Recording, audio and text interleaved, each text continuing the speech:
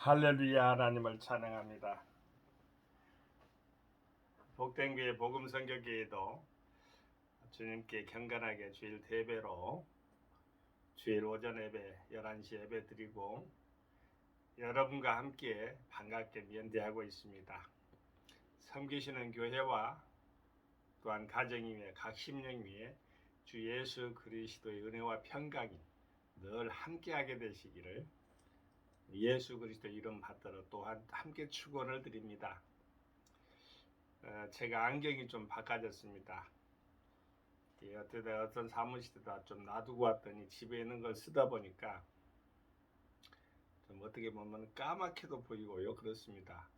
제 눈이 아니라서 어찌됐든 그러나 이 글씨는 읽어야 되기 때문에 제가 이게 쓰고 있습니다.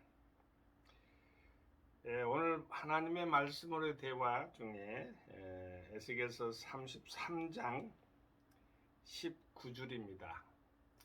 복음 선교교회는 절이라고 하지 않는다고 그랬습니다. 줄이라고 합니다. 제가 공독해 올립니다. 만일 악인이 돌이켜 그 악에서 떠나 법과 의대로 행하면 그가 그로 인하여 살리라. 하나님 아버지의 마음은 살리는 겁니다. 사랑의 하나님이십니다. 원수마귀 사탄 귀신들은 파멸하고 파괴하고 죽이는 일을 하는 것입니다. 간단합니다. 해석상 하나님 아버지 안에서의 평안이 있습니다. 그런 의미에서 세상에는 어떠한 평안을 유지하기 위해서 평화를 유지하기 위해서 평화는 종교적인 그런 신앙적인 이야기라고 하면은 평화나 화평이나 이런 것들은 이제 세상적인 이야기인데 세상에도 법이 있습니다. 국가에나 민족적으로 다 헌법이나 이런 법이 있어요. 구법, 신법도 있고요. 또한 성문법, 불문법 비롯해서 각각의 조례, 규칙 다 있습니다. 저는 법에 대해서 이렇게 고등학교 때 선생님이 그 말씀을 하는 것 같아요. 한문으로도 이렇게 표현했어요. 가을 거에다가 물수도 흐르는 처럼 이렇게 물이 흐르는 것처럼 물이 흘러가는 것처럼 그게 법이 그렇게 형성되어 있잖아요. 근데 법의 정신이 뭐냐? 올가매는 것이 아니고 노예화시키는 것도 아닙니다. 법의 정신이 뭐냐면은 그 법의 설립 취지 정신 그 말이죠. 그 말이 뭐냐면은 그 원의가 뭐냐면은 자유롭게 하는 것입니다.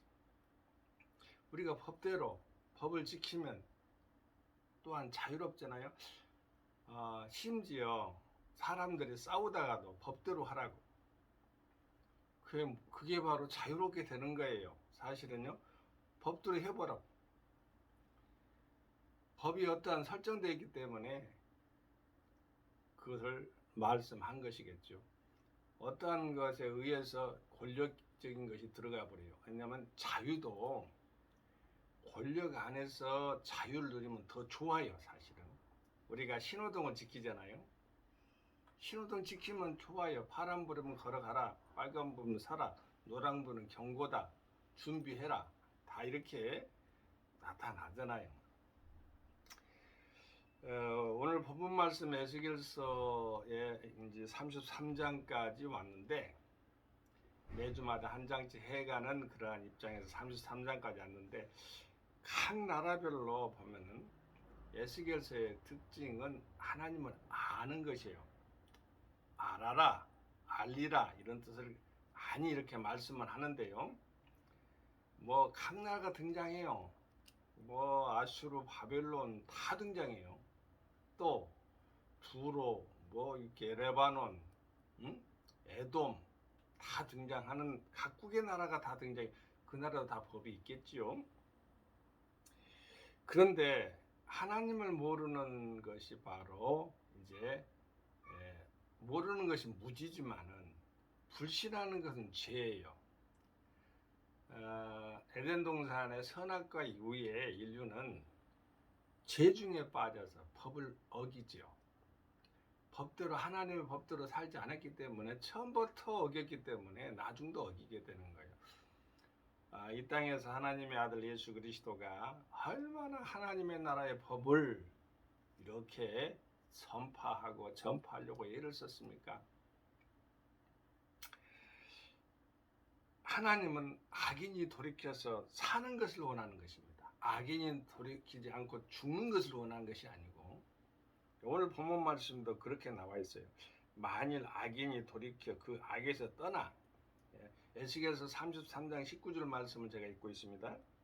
법과 의대로 살면, 법대로 살거나 의향대로 살, 의라고 나왔는데 의는 믿음을 말해요. 나중에 하겠어요. 이 말씀 이어서 하니까.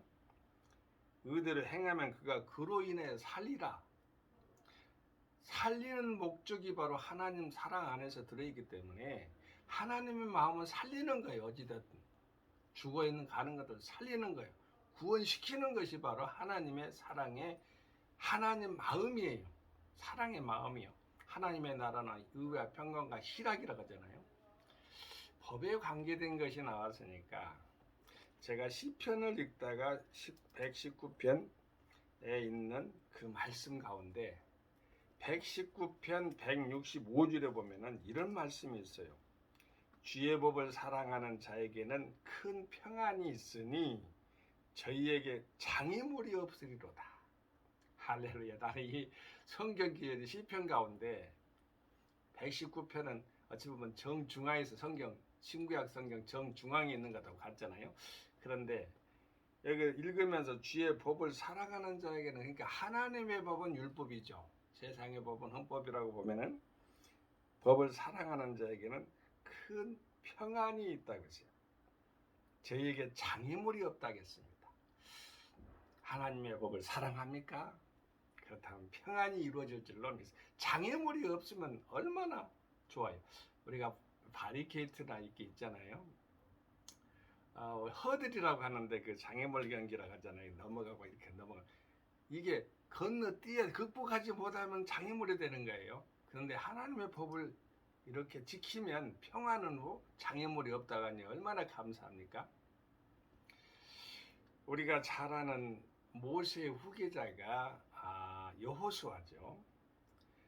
광야를 아마 120년 동안을 이 모세가 살면서 모세도 바로 궁정에서 40년, 미디안 광야에서 40년, 또 광야 이렇게 움직이면서 40년.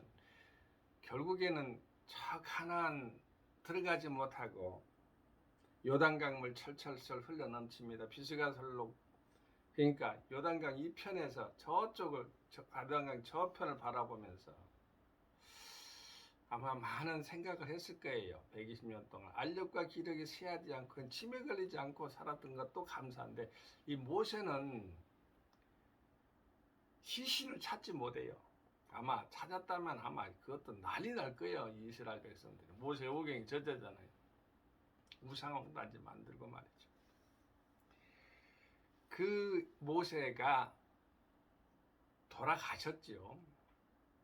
여호와의 종 모세가 죽은 후 여호수아서 1장 1절을 제가 읽고 있습니다. 여호와께서 모세의 시종 눈의 아들 여호수아에게 일러 가라사대, 하나님께서 직접 여호수아에게 말씀하십니다. 7절에 보면 법에 대해 관계된 것입니다. 오직 너는 마음을 강하게 하고 극히 담대히 하여 나의 종 모세가 네게 명한 율법을 다 지켜 행하고 좌로나 우로나 치우치지 말라. 그리하면 어디로 가든지 형통하리니 나와 있고요. 그 다음에 8절에 보면은 여호수아 1장 8절입니다. 이 율법책을 입에서 떠나지 말게 하며 주야로 그것을 묵상하라 하여 그 가운데 기록된 대로 다 지켜 행하라. 그리하면 네 길이 평탄하게 될 것이라. 네가 형통하리라. 평탄, 평안, 어찌 보면 같은 말입니다. 무엇 했을 때요? 좌로나 우로나 치우치지 말고 여호와의 율법책을 우리 입에서 떠나지 않게 하는 것, 그러할 때 하나님께서 어떠한 복을 주시겠느냐? 평안의 복을 주시겠다는 것입니다.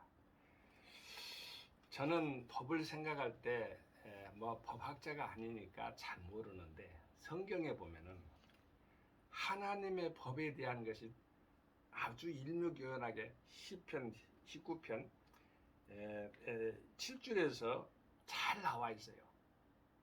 제가 읽는 데까지 읽어드리고 대화 이어가지요.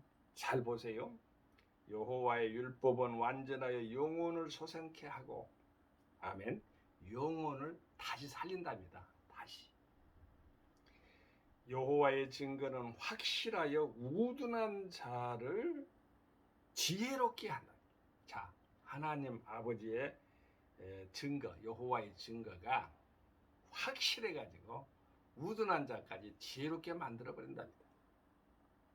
여호와의 교훈은 정직하여 마음을 기쁘게 하고, 여호와의 계명은 순결하여 눈을 밝게 하도다.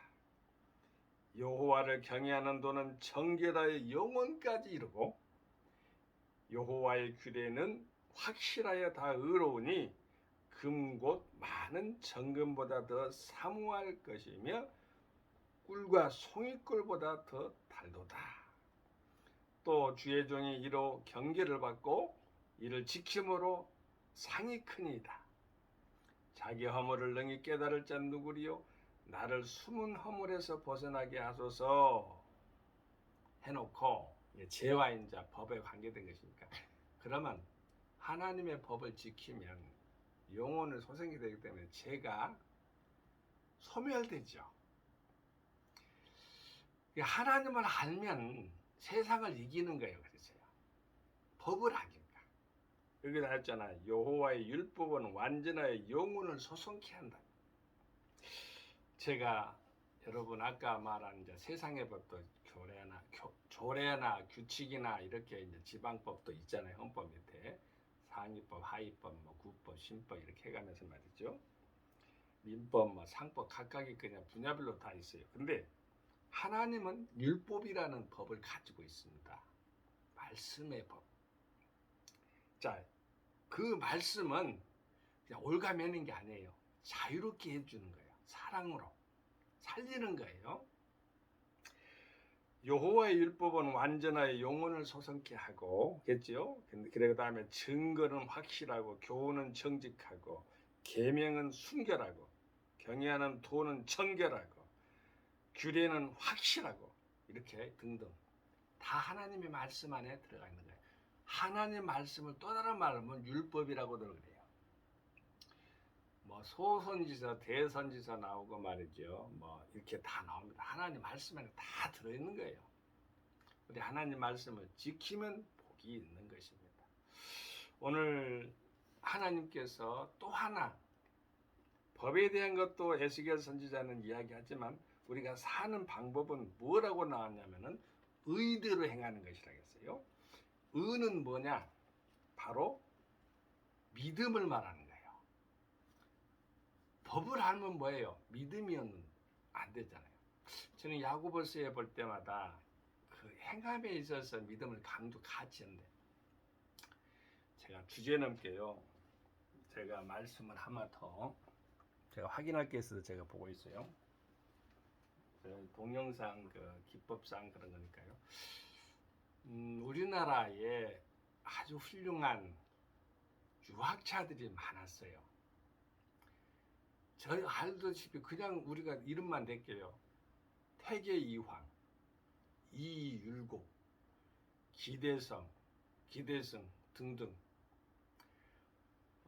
제가 고등학교 때 살짝 들어서 이렇게 배웠는데, 뭐 이기 이론론, 뭐 이론론 해가면서 말이죠.